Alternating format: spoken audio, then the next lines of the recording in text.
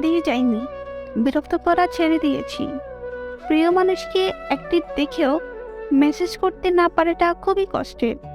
ঠকায় একজন, কিন্তু বিশ্বাসটা উঠে যায় সবার উপর থেকে। যার গল্পে আমি অবহেলিত, সেই আমার রাজ্যে সর্বোচ্চ।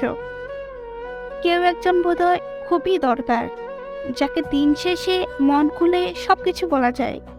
ঝগড়া করি, অনেক অভিমানও করি, তবুও পাগলের মতো সেই তোকেই ভালোবাসি। যদি মরে যাই, মনে রাখবে তো আমায়? আল্লাহ, মনের কথাগুলো তো তুমি জানো, আমার স্বপ্নগুলো পূরণ করে দিও। প্রিয়, যদি বুঝতে, তবে খুঁজতে।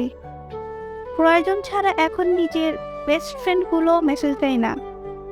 কিছু মানুষের ভাগ্যে কোনো কিছু থাকে না, তাদের ভাগ্যে থাকে শুধু চোখের পানি। এদের মধ্যে আমি একজন। প্রিয়, তোমায় অনেক ভালোবাসি, পাগলের মতো।